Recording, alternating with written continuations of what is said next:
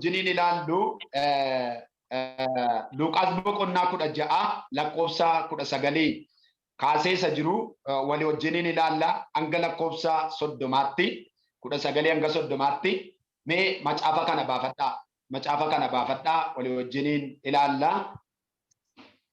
Akkas jedha maqaa gooftaa Yesuusin nan dubbisa. Mee warri baafatan keessatti agarsiisa macaafa qulqulluu warri baafatanii jirtanii macaafa qulqulluu eebbifamaa waaqayyoon haa eebbisu. Nan dubbisa akkas jedha. Amma immoo al tokko namichi sooressi tokko ture. Innis uffata irraaf jalaan dhagnatti toluu fi ijatti miidhagu gatiin isaa baay'ee kan guddate geeddaruudhaan guyyuma guyyaatti qannootti hin jiraata ture. Deegaan Alaazaar jedhamu namummaan isaa guutummaatti madaa'ee tokko immoo balbala kellaa isaa dura kaa'amee ture. Inni achi ciisee hurraa maaddii sooressichaa irraa harca'ee gatamu illee nyaachuudhaaf ni kajeela ture. Saroonni immoo dhufanii madaa isaanii arraabu turan. Gaaf tokko namichi deegaan sun du'e. Ergamoota Waaqayyootiin gara bukkee Abrahaamitti geeffame. Sooressichis immoo du'ee awwaalame. Qiliilee keessaas dhiphachaa utuma jiru ol ilaalee Abrahaamin fagootti Alaazaariinis bukkee isaatti argee achumaanis yaa abbaa koo Abrahaam naa'ooyi fiixee quba isaatii bishaan cuubee harraba koo anaaf qabbaneessuuf Alaazaariin as naaf ergi. Anoo iddoo kana keessatti dhiphachaan jira jedhee waammate. Abrahaam garuu yaa ilma ko bara jireenya keetii carraa gaggaarii akka argatte yaadadhu. Yommus Alaazaar immoo carraa gaggadee argachaa ture. Amma garuu inni bal'inatti jira. Ati immoo dhiphinatti jirti. Kan hundumaa irratti immoo as gama keenya gara keessanittis darbuu warri barbaadan akka hin dandeenyetti achis gara keenyattis akka hin ceenetti bowwaa guddaan isaa nu gidduu jira jedhe. Inni immoo deebisee egaa immoo yaa abbaa koo mana abbaa kootii akka isa ergituun si kadhadha. Ani obboloota 5 qaba. Isaaniinis as iddoo dhiphinaa kana akka hin dhumneef isaan akeekkachiisu jedhe. Abrahaam garuu isaan Museedhaaf raajota qabu. Isaan haa dhaggeeffatan jedhee deebiseef. Inni immoo waaw yaa abbaa koo Abrahaam warra du'an keessaa tokko deebi'ee gara isaanii yoo dhaqe yaada garaa isaanii geeddaratu malee jedhe. Abrahaam immoo Museedhaaf raajota dhaga'uudhaa baatan warra du'an keessaa tokko deebi'ee ka'uu iyyuu dhugaadha hin jedhan ittiin jedhee jedhe.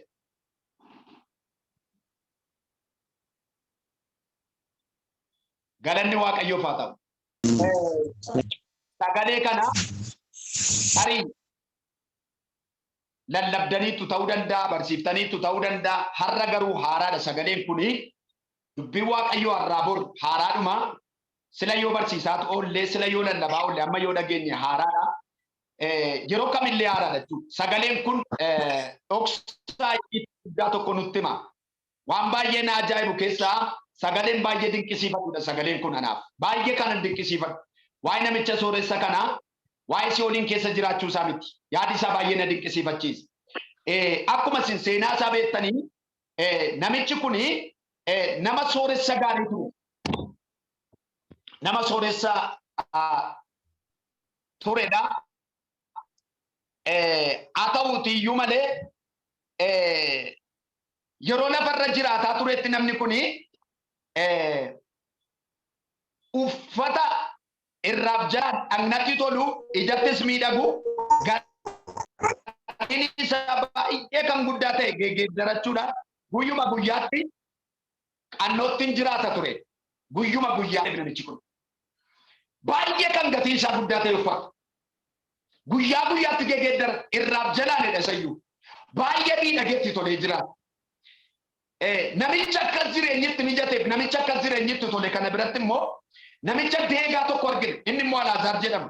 Namicha Alaazaar jedhamu kun immoo namummaan isaa guutummaatti madaa'edha. Inni kun immoo argitanii isa sana wayyaan isaa iyyuu baay'ee ajaa'iba. Kan gatii guddaadhaan kan gatii guddaa baasoffatu. Inni kun immoo wayyaa miti dhalli isaa iyyuu fayyaa qabu. Madaa'edha inni kun immoo. Namichi kun akka carraasaa balbala isaa dura jiraata. Balbala isaa dura jiraata. Baay'ee deegaa. Deegaa keessa darbee dhalli isaa nama madaa'e. Waan isin ajaa'ibu jireenyi namicha Alaazaar jedhamu kanaa hurraa amaaddii namicha kanarraa harca'u kajeele yeroo hundumaa taa'e. Waan nyaatuuf rakkata yeroo hundumaa taa'e. Namicha sooressa kana fiillafiitii taa'etu yeroo hundumaa waan hin kajeela garaan isaa. Waan nyaatuu dhaba. Iddoo kanatti guyyaa ayyaanaa waameen jedhu. Namni yoo rakkate illee guyyaa ayyaanaa illee inuma waamana. Yoo guyyaa kaan illee dagate. Garuu namicha kana waame kan jedhu. Yeroo hundumaa namichi kun kan inni eeggatu maalidha? Hurraa amaaddii sooressa kanarraa harca'e waa nyaachuu barbaada. Ofii isaatii hurraa amaaddii namicha kanarraa harca'e nyaachaa madaasaa garuu sarootatti qaban kun. Ilaalame. Carraa namicha kanaa ilaalaa. Madaasaa saroota nyaachisa. Ofii garuu hurraa amaaddii saroonni nyaachuuf mala nyaata. Guyyuma guyyaatti iyyuu dhufanii saroonni madaasaa hin arraa. Inni immoo hurraa amaaddii namicha kana nyaata. Waan isin ajaa'ibu namoota kana lamaan carraa tokkotu qaqqabe. Carraa tokkotu qaqqabe isaan lamaan. Carraan isaan qaqqabe kuni du'a. Duuti carraadhaa yoo jettanii egaa du'uun keenya waan hin oolleef jajjabaadhaa. Maaliif du'uun dhala namaatiif inni Waaqayyo nu abdachiise. Inni Waaqayyo nutti dubbate karaan isaa du'a keessa waan baasuuf. Afuurri du'aa cabuun yeroo tokko yeroo kadhannu. Isa yeroo malee to'a cabu malee du'ii gaariidha beektuusi. Kanaaf waan Waaqayyo nutti dubbate arguudhaaf dirqama du'uun nurra jiraata. Yeroo teoloojii barannutti Enookii fi Eliyaas akka isaan asii ol butaman macaafni qulqulluun hin dubbatu. Isaan illee gana lafa kana irratti deebi'anii dhufanii du'anii mootummaa Waaqayyootti galuu kan jedhu ilaalcha baay'eetu jira jechuudha. Kun ilaalcha namootaati. Macaafa Raajii Yohaannis irrattis waa'ee waynii lamaan tokko hin dubbata. Namoonni inni kaan Musee fi Eliyaas jedhu inni kaan Enookii fi Eliyaasidha kan jedhan illee jiru. Yaada baay'eetu kaama isa keessan galu. Carraa namoota kana lamaan du'atu qaqqabe beektuusi. Waan tokko Waaqayyoo nan baay'ee galateeffadha. Dhalli namaa waan baay'eedhaan wal caala. Waan baay'eedhaan wal caala. Hundumaa kan wal qixxeesse garuu du'a. Qilleensarras adeemu lafarras haa baratus hin barannes haa bareedus hin bareedinis haa gabaabbatus haa dheeratus haa furdatus hin furdatinis nama hundumaaf carraan wal qixxee jiru kun isa kanaadha jechuudha. Inni gooftaa qabu sinuma du'a. Inni gooftaa hin qabne sinuma du'a. Dhala namaaf duuti waan Waaqayyo murteesseedha jechuudha. Kanas kan fide immoo sababa cubbuudha. Namni du'aaf hin uumamne garuu bara baraan kan jiraachuun malee gara du'aatti galle. Garuu duuti nuyi duunu kun immoo sasii olitti nu geessu osoo hin taane jireenya godoo lafarraa amma keessatti dhiphannu kana keessaa baanee biyya abdachiifamne Yerusaalem sana argina. Biyya samiirraa. Biyya hin beelofne jenne, biyya hin dhabne taaksiitu rakkisaadha jenne, neetworkiin rakkisaadha jenne, haalli sana rakkisa galgala kana biiziin ta'a kan jenne, namanna jalaa du'e, biyya akkasii dhukkuba akkasii dhufe hin jedhamne biyya akkasiitu jira. Achi dhannachuudha gaafa du'u. Kanaaf carraa du'aatu isaan qaqqabe lamaan isaanii. Namicha isa kana jedha waan isin garramu hin du'e hin awwaalanii. Argitanii? Sasooressa kana. Hindu'e hin awwaalane. Namicha Alaazaar kana immoo ergamoonni Waaqayyoo dhufanii tola. Gara mirga Abrahaamitti fudhatanii sokkanii. Haalleluuyaa. Gara mirga Abrahaamitti. Yes. Argitanii? Maaliif beektuusin? Bara baay'ee gidiraa keessa ture namni kun. Bara baay'ee rakkina keessa ture namni kun. Ergamoonni Waaqayyoo dhufanii sassaabaniitu gara mirga Abrahaamitti fudhanii sokkanii. Ani isa dursa garuu wanti isiniin jechuu barbaadu mata duree lallaba kootiin irraanfanne utuu yeroon jiru haa qophoofnu waan jedhu dubbachuu barbaada. Utuu yeroon jiru haa qophoofnu. Mee akka jedhaa dubbadhaa utuu yeroon jiru qophaa'i waliin jedhaami.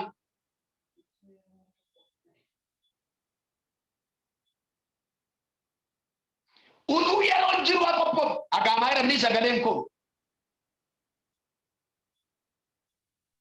Eeyyee nagaama. Utuu yeroon jiru haa qophoofnu. Waan isin ajaa'ibu keessaa namichi inni sooressi kuni dhiphinuma kana keessas otoo jiru rakkina kana keessas otoo jiru asii ol ilaaleedha. Abrahaamin fagootti arge. Fagootti arge. Erga arge immoo Alaazaariinis isa biratti arge. Inde namicha ni beekumini namni ilaalaa jiru suni. Inni abbaa keenya bira jiru Abrahaam. Inde nagarra man namichi iyyuu Abrahaam ta'uusaa fi Alaazaar ta'uusaa akkaataa inni itti adda baafate na ajaa'iba. Lakkaa firoota utuu gooftaa walii wajjin hin jirru wal dhabne dhannee arguun keenya naaf. In argina. Firoota kan of biraa dhabdan namoota baay'ee kan of biraa dhabdanii warri Kiristoo Yesuusitti jiran guyyaa tokko achitti wal arguun keenya naaf.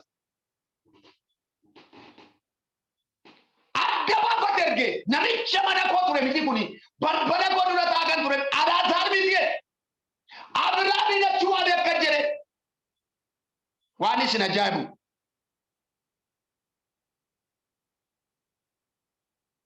Haaleluyyaa. Lakkoofsa 23 irratti iliilee keessatti dhiphachaa utuma jiru ol ilaalee Abrahaamin fagootti Alaazaariinis bukkeessaatti arge achumaan yaa abbaa koo Abrahaam naa'oy fiixee quba isaatii bishaan cuubee harraba koo anaaf haa qabbaneessuuf Alaazaariin as naaf ergittiin jedhedha. Argitanii? Utuma dhiphachaa jiru, utuma rakkataa jiru, iliilee keessa taa'e, qoramsa keessa taa'e, abidda keessa taa'e akkas jedhe. Maaloo abbaa koo Abrahaam Alaazaariin naa ergi. Inni immoo akkasa godhu naafooyi Abrahaam. Maaloo naafooyi. Maaloo ishinaa jedhe. Anama dhiphina keessan jira. Alaazaar fiixee quba isaatii bishaan cuubee harraba koo akka naaf qabbaneessuuf Alaazaariin achi as naaf ergi jedheetu kadhata. Achi as naaf ergi. Anoo ibidda kana keessatti dhiphachaan jira jedhee waammate. Ilaala. Maal keessa jirani? Abidda keessa jira. Naa qaqqabu dafee. Maaloo bishaan xinnoo ishee quba isaatti buusee arraba kootti dhufee naaf buusu. Maaloo jedheetu waammate.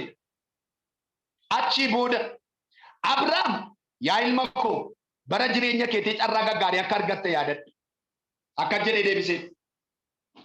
Abrahaam yaa ilma koo jedheen isa kanaanis. Ati bara jireenya keetii carraa gaggaarii akka argatte yaadadhu yaadachiisaadha jireenya kaleessa ni dabarsee dhufe. Karaa inni kaleessa dabarsee dhufe yaadachiisaa jira. Alaazaar immoo carraa gaggalee argachaa ture.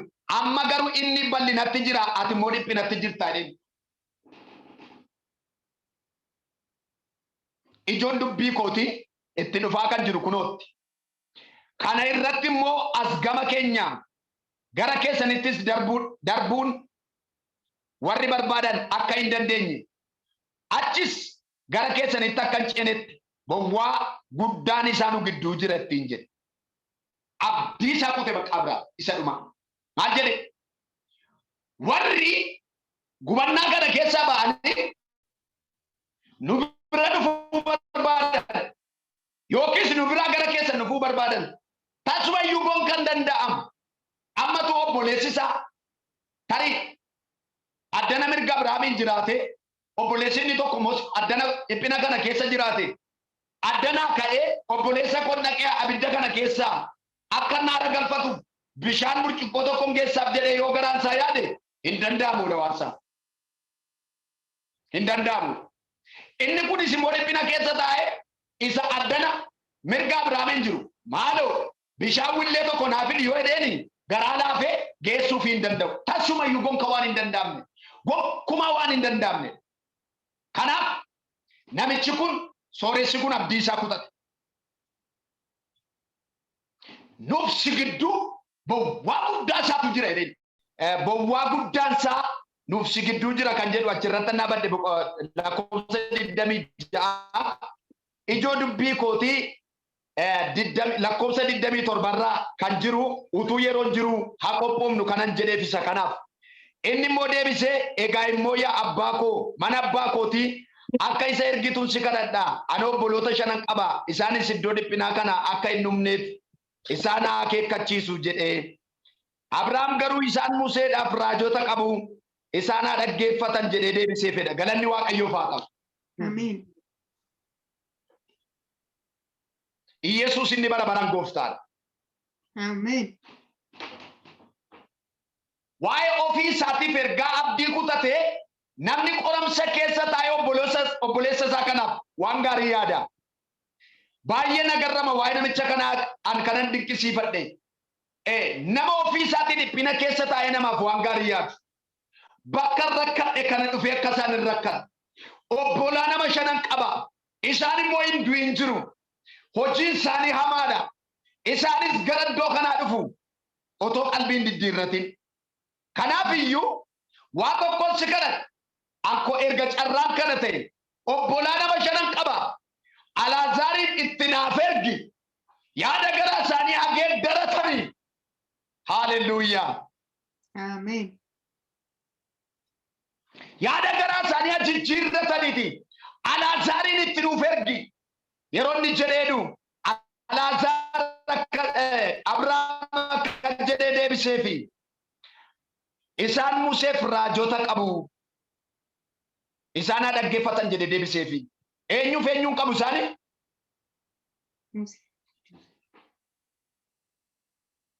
Museedhaa fi raajota qabu. Kanaaf iyyuu obboleessa kee kanatti Alaazaar deebi'ee dhaqee lallabuu hin danda'u. Jarri warri lafarra jiran nami 5 kun Museef macaafa raajonni barreessan isaan bira jira. Kanaaf isaan dhagaani. Ammayyuu namichi kun waan isin garramu hindi jecha Abrahaam kana hin dhageenye. Maal jedheen? Isaan jedhe raajota dhagaan Museetiin dhagaan. Namni yoo ka'ee du'ee isaanitti lallabe duwwaa amanutti hin jedheen namichi sooressi kun.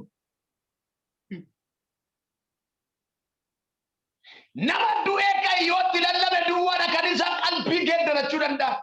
Yaada garaa kan isaan geeddarachuu danda'a. Namni du'ee ka'ee jireenya kana argee yoo itti lallabe qofa. Yesuus inni bara baraan gooftaan. Ameen. Ameen. Kanaaf Abrahaam akkas jedhe. Waaw yaa Abrahaam warra du'an keessaa tokko deebi'ee gara isaanii yoo dhaqe yaada garaa isaanii geeddaratu malee jedhe. Abrahaam immoo Museedhaaf raajota yoo dhaga'uudhaa baatan warra du'an keessaa tokko deebi'ee ka'uu iyyuu dhugaadha hin jedhan ittiin jedheen. Laa. Innumti du'ee ka'eeyyuu yoo dhaqee jara kanatti lallabe kan Museedhaaf raajota dhageenya jarri kun tasumayyuu gonkumaayyuu dhaga'uu hin danda'an. Kanaaf iyyuu kan isaan harka jiru kan of biraa qabanii Museedhaaf macaafa raajonni barreessan haa dhaga'anii isaaniif haa bitamanii isaaniif dubbicha haa dhaga'anii jedheetu dubbata. Ulfinni guutuu Waaqayyoof haa ta'u. Ameen. Waan isin ajaa'ibu macaafa kana keessa inni afaan Ingiliffaa isaati maal jedhaa?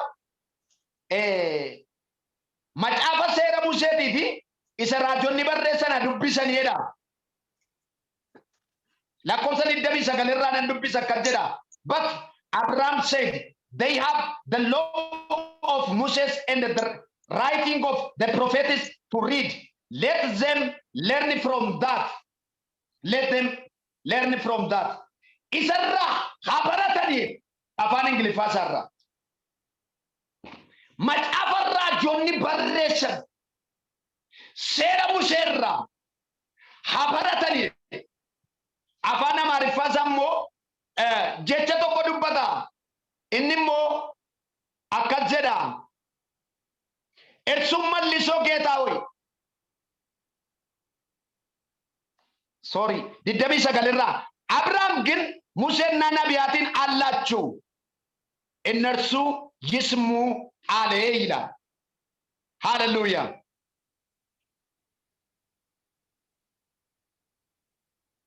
jechoonni garaagarummaa isaan kana gidduu jiru waa tokkotu jira. Afaan Ingiliffaa isaa kanarra maal jedha? Habaratanii seera Museen kaa'erraa sarraajonni barreessanirraa inni afaan Amaariffaa isaa kun immoo haadha kaanii fe'uun Museef raajota.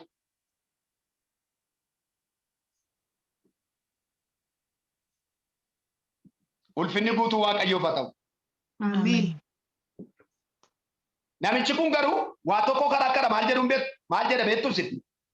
Yoo namni yoo du'ee ka'ee duwwaadha kan jarri kun amanuu danda'anii.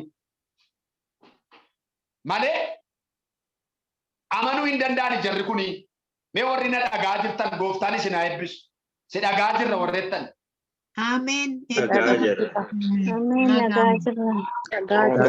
Dhagaa jirra. Itti fufi. Namicha kana maalidha beektu isin? Namni du'ee ka'ee miraakeliidhaan namoota shaggalatti wangeela haa lallabu. Yoo samanuu jarri kuni. Abrahaam garuu falmiinsa akkas. No. Isaan Museedhaaf macaafa raajotaa qabu. Haa dhagaan isaanii. Haa dubbisan kan harka isaaniirra jiru. Malee si'achi namni du'ee ka'ee isaanitti wangeela hin lallabu. Utuma inni du'ee ka'ee dhagee jira kanatti wangeela lallabe iyyuu kan Museedhaaf raajota nageenyee isa du'ee ka'e kanayyuu hin dhagaani jedhe Abrahaam.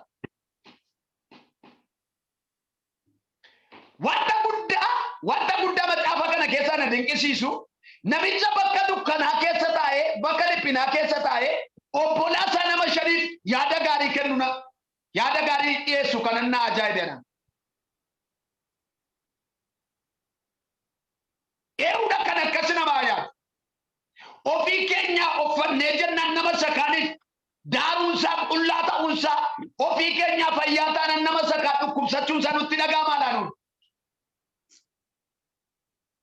Dhiphina sana waan argeef obbolaa isaa nama shaniif baay'ee hinaafe nami kun. Asii na baasee erga gaafatee deebii erga dhabee immoo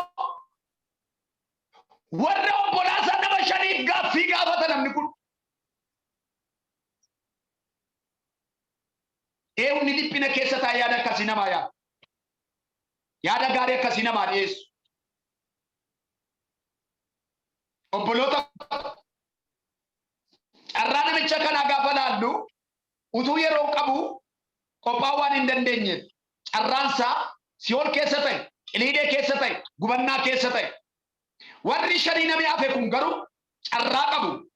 Isaan macaafota of harkaa qabaachuu malu raajota isa isaan dubbatan macaafa keessa argachuu danda'u.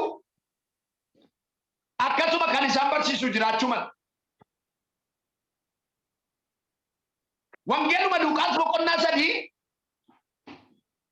lakkoofsa 7 hanga 14 yoo isin ilaaltanii Yohaannis wangeela lallaba ture. Isin ijoollee marrataan eegamsa isinitti dhufu jala akkasin ooltan maaltu isin hubachiise maaltu isin yaadachiisedha. Yaada garaa keessanii geeddaradhaa. Deebi'aa gara Waaqayyoo kottaa gara Waaqayyoo yeroo inni jedhu argina. Baay'een isaanii sagalee Yohaannis isaanitti lallabe gaafa dhaga'anii na'anii yaada garaa isaanii geeddaratan. Achi booddee tokko tokkoon deemanii dhufanii akka jedhan maal goonu maal gochuutu nurra jiraata. Eekkamsi kun akka nurra hin buuneefi nu maal goonaa jedhanii dhufan. Iddoo sana isiniifan dubbisa. Isiniifan dubbisa. Sadii kudhan irra Luqaas 3:10 irraa ka'e. Kanarratti jarreessuun egaa maal godhu jedhanii Yohaannisiin gaafatan. Inni immoo uffata kan qabu kan hin qabneef haa kennu. Nyaata kan qabu warra dhabaniin haa ga'u jedhee deebisee. Warri qaraxa fuudhan immoo cuubamuudhaaf dhufanii yaa barsiisa nu'oo maal goonu ittiin jedhan. Ittiin jennaan inni immoo kan murame irra caalchiftanii fudhatinaa jedhe. Warri loltuunis immoo nu maal goonu jedhanii gaafatan. Inni immoo giddisiiftanii horii nama tokkorraa illee hin fudhatinaa. Sobaanis nama tokkorraa gara abbaa firdiitti hin geessinaa. Qallamni keessan inni isin fudhatan isin haa ga'u jedhe. Ulfinni guutuu Waaqayyoof haa ta'u. Ameen. Mootummaa Waaqayyoo keessatti utuu yeroo qabnu yoo qophoofne galuu kan nuyi dandeenyu. Jecha lallaba Yohaannis kana namoota baay'ee aangoof taayitaa istaatashii garaagaraarra kan jiran dhufanii yaada garaa isaanii geeddaratan yeroo qabu jarri kun. Nu maal goonu eekkamsa kana jalaa ba'uudhaaf maal goonu nuyi akkam taanu jennaani inni uffata lama qabu isa hin qabne na ga'u. Inni nyaata qabu isa nyaata hin qabneef haa kennu. Warri qaraxa fuudhan warri gibira sassaaban immoo dhufan. Nu maal goonu yaada garaa keenya geeddarachuudhaaf jennaan hamma murame caalmi caalchiftanii namarraa hin fuudhinaa. Amma immoo warri silxana ciccimaa qaban warri loltoonni dhufan. Maal goonu nu'oo mootummaa kanatti galuudhaaf maal wayya isin immoo giddisiiftanii sobaan fuula abbaa firdiitti nama hin dhiyeessinaa. Ulfinni Waaqayyoof haa ta'u. Yaada garaa isaanii akkasitti geeddaratan. Kanaaf warras obboloota utuu yeroo qabnu yoo qophoofne mootummaa Waaqayyoo keessa galuu dandeenya. Waan isin ajaa'ibu gidduu kana miidiyaa Kiristiyaan miidiyaa irraa jecha nagahee tokko galaanni Firaayisxis biyya Turkii keessatti kan argamu yeroo inni gogee bineensonni lubbuu qaban 4 achi jalaa uwwataa akka isaan jiran oduun tokko bahee ture. Kanaaf saayintistoonni baay'een bineensa kana arfan hiikanii gadhiisuudhaaf yaadii gurguddaadhaaf doolaara Ameerikaa biliyoona hedduutti baasanii bineensa kana hiikuudhaaf itti dhamaa akka isaan jiranii miidiyaan kun kan inni gabaasa. Egaa galaanni Firaayisxis kun galaana baay'ee guddaadha. Gogee lafarraa bade. Sagaleen bineensa lafa kana keessaa dhaga'ama. Akka raayii Yohaannis 12:13-14 yoo isin dubbifattanii bineensichi garaa lafaa jalatti hidhamee akka jiru macaafni qulqulluun hin dubbatu. Bineensi kun hiikamee yoo gadhiifame harka 3 keessaa harka tokko fixa. Harka 3 keessaa harka tokko fixa. Addunyaa kanarraa namoota biliyoona 8 kan ta'antu jiraadha. Ragaan amma yeroo kana jiru. Egaa bineensi kun hiikamee gaafa gadhiifamu makaraa guddaa addunyaatti dhufuu danda'a. Saayintistoonni warri Waaqayyoon sodaatan jecha akka jedhu lafa kaan. Nuyi waan Waaqayyoo hidhetti hin buunu kan jedhudha. Warri kaan garuu warri faallaa sagalee Waaqayyoo deeman garuu akka jedhu bineensa kana hiiknee namni akka inni bara baraan jiraatu goonadha.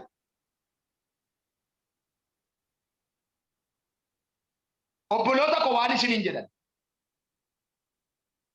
Utuu yeroo jiru haa qophoofnu. Macaafa Maatiyos boqonnaa 25 yoo dubbifattan durboota nama 10 argina. 5 gowwoota akka isaan turan. Utuu gooftaa eeggatanii hirribi isaaniitti dhufe hundi isaaniiyyuu hin rafanii hin muganii. Garuu harafaniyyuu malee warri 5 suni cuunfaan ejersaa isaanii baay'ee kan isaan ga'u ture. Warri nama 5 garuu waan xinnoo farkatu.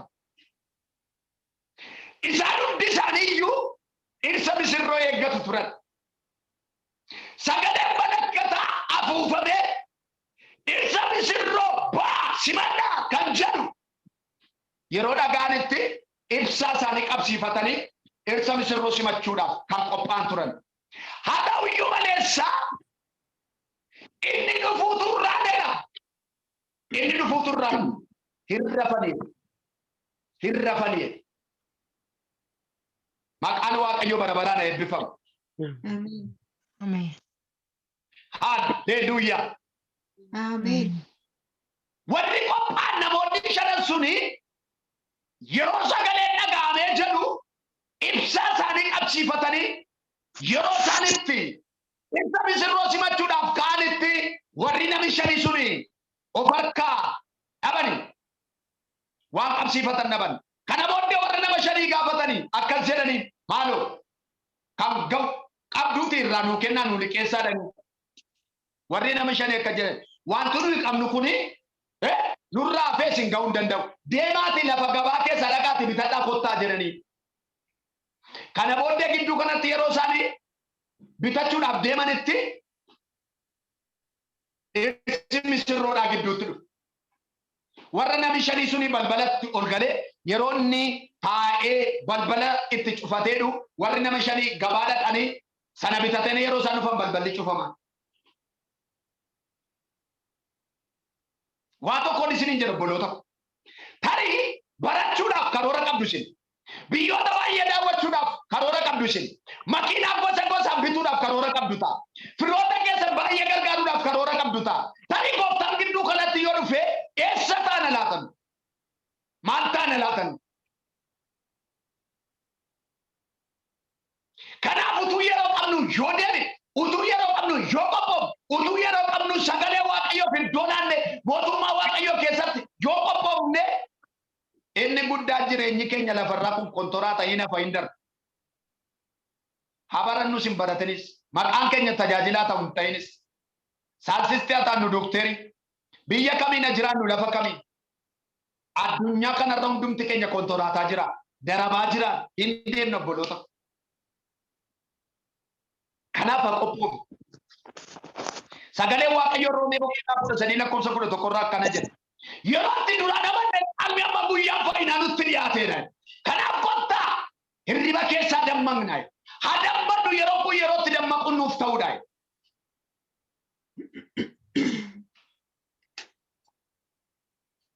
Garuu waan ani dubbachuu barbaadu yoo jiraatu seenaa namicha sooressichaa sana haala rakkisaa keessa taa'ee namoota shaniif ergaa inni dubbate na ajaa'ibedha. Hallelujah. Haala ulfaataa keessa taa'ee ani obbolaa nama shanan qaba. Maaloo iddoo dhiphinaa kan akka isaan hin dhumne fedhe. Wayine nutti dhagaa maalaan obboleessi tokko gara si waliin naquunsa.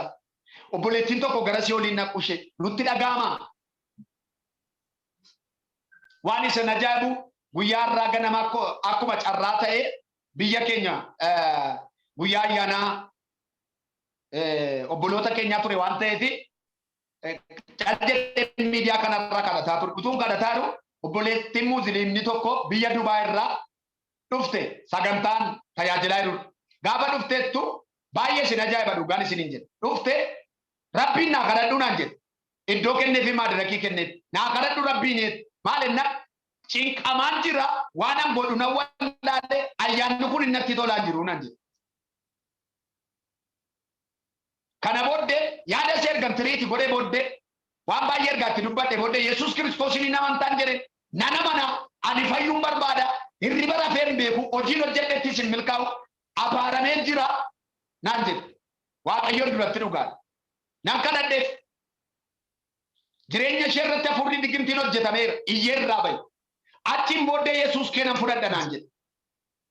Hallelujah. Amen. Kiristoos Yesuusin fayyisaa lubbuu ishee godhattee fudhatte. Amen.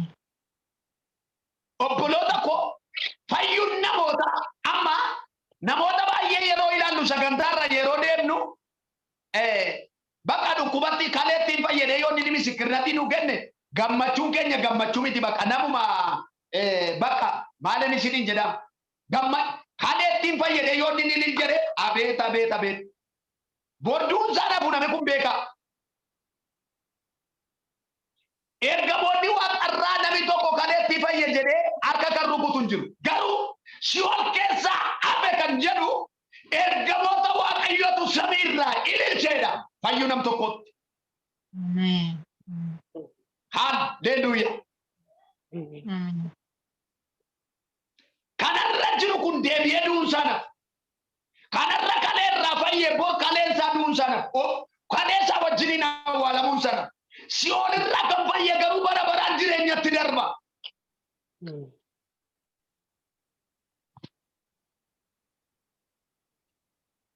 Amma mee obboloota koo waan isiniin jedhu. Numtiyyuu utuu barannu, utuu tajaajillu, utuu hojjennu, utuu karoora baafnu, mucaa keenyaaf utuu yaadnu, gaa'ela keenyaaf utuu yaadnu, karaa kamiin utuu jirru haa qophoofu. Mee qophaa'a. Nam hundumtu amma kompitishinii keessa jira beekaa. Nam hundumtu hin fiiga dhaloonni kun fiigaa jira beekaa. Addunyaa kanarra kan jiru dhaloonni generation amma century nuti keessa jiru kana jaarraa 21 kana keessa irra jiru hundumtu akka qananiisa Baqqaleedhaa fiiga. Tajaajilaan isin fiiga. Doktariin isin fiiga. Barataan isin fiiga. Naggaadeen isin fiiga. Qotee bulaan isin fiiga. Namni hin fiinne jiru. Kadhataan isin fiiga beekaa. Innis lafatti birrii argatee caalutti inuma fiiga hundumtu. Inuma fiiga. Utuu akka rukuttanii namni dhaabatee isin ilaalu jiru. Maaliif beektu? Waan ilaalee fiigaa tokko qaba.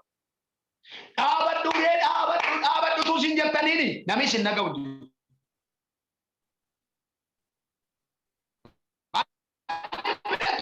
Waan taargeetti godhatee fiigaa qaba waan ta'eef. Fiigaa Yesuus gidduu kanatti yoo dhufe maal ta'a? Eessan hin ala? Fiigitti nu adda fiinnu mootummaa Waaqayyoof hin ta'u yoo ta'e. Barumsi nuti barannu mootummaa Waaqayyoof hin ta'u yoo ta'e. Tajaajilli nu tajaajilu mootummaa Waaqayyoof hin ta'u yoo ta'e. Nagadi nuyi nagadnu mootummaa Waaqayyoof hin ta'u yoo ta'e. Obboloota gooftaan Yesuus balbalarra ga'e.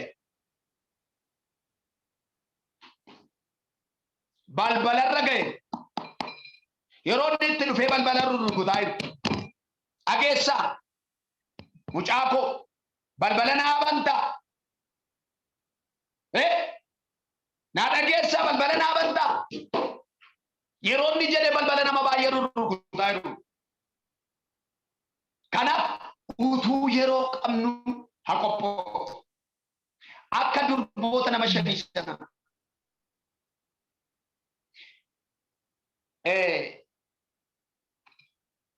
Luqaas 16 kana lakkoofsa 29 irraa immoo yaada namicha sanaa ani baay'ee bu'aan gaarii yaada. Obboleessa keessanii bu'aan gaarii yaada. Obboleetti keessanii bu'aan gaarii yaada. Jechi tokko jira. Ani duunaan okortii yookiin margi akka inni margineetti danarre. Ani beektu ofii isheetii duuteetti waan ta'eef harroonni warri hafanii nyaatanis nyaachuu baatanis isheen ni gochuu.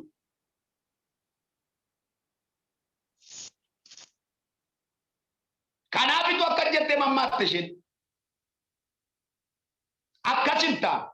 Natti toleerannee taa'uu qabnu nuti. Obboleessa keenya dhiphina keessa jiru birmachuu qabna. Obboleetti amame namichi kun illee dhiphina keessa taa'ee nama dirmate nu mootummaa haalli nu mijateeruu nama birmachuu hin dandeenyu beekaa. Dhugaadhuman jedhama. Baay'een isaa wajjin amma gaafa ayyaana wal waamna mana waliin dannaa wajjin shaayii nunnaa cidha iddoo tokko wajjin deemna bashannana waliin dannaa hiriyaan akkas hedduu qabna. Garuu Kiristoos Yesuus hin baafnetti hin dubbatu. Kun cubbuu akka inni ta'e beektu. Wangeela lallabuu dhiisuun keenya dhukkubsataa jalaa qoricha dhoksuudha. Akka doktariin dhukkubsataa jalaa qoricha dhoksa. Yakka guddaadha namni akkasii kan hojjetu. Nus har'a wangeela lallabnu yoo ta'e akka nama dhukkubsataa jalaa qoricha dhoksee aduu jennee ilaallu jechuudha. Kun immoo fuula Waaqayyoo duratti nu gaafachiisa. Kanaaf obboloota nama kan biraafis ofii keenyaafis yeroon kun yerootti qophoofnu nuuf ta'u. Addunyaan kun gara isheen itti dhuftu hin beeknu. Gara isheen itti deemaa jirtu hin beeknu. Dhufaatiin isaa akka attuutti. Wanti nu barbaachisu qalbii diddiirrata. Utuma tajaajilu qalbii keenya diddiirrata. Utuma barannu qalbii keenya diddiirrata. Utuma xiyyaara keessa teessanii gooftaa wajjiniin haasaa. Utuma mana barnootaa teessanii. Utuma kiniinii tokko laattanii. Utuma marfee tokko waraantanii. Utuma nagada tokko nagaddanii. Utuma buna danfistanii. Utuma waxii hojjettanii. Utuma ijoollee makiidhaadhaan mana barumsaatti geessitanii. Yaada. Haa qophoofu. Qophaa'a. Maatiyyoos 25 irraa warri qophaa'an suniidha. Dhirsa misirroo wajjin manichatti ol galanii. Warri qophaa'an. Ilaala. Qophiin barbaachisaa jechuudha. Namoota qophaa'antu argataa jechuudha mootummaa Waaqayyoo. Dagataan hin nafu. Inni rafuu hin nafu. Inni yeroo hin beekne hin nafu. Inni haala hin beekne hin nafu. Kanaaf akka nuyi qophoofnu sagalee Waaqayyoo nutti dubbata. Jireenya keenya keessatti kana dhageenye akka itti jiran gooftaan anaaf isiniin haa gargaaru. Ameen. Ameen. Ameen. Ameen. Ameen. Ameen. Waaqayyo nu haa gargaaru jedhe.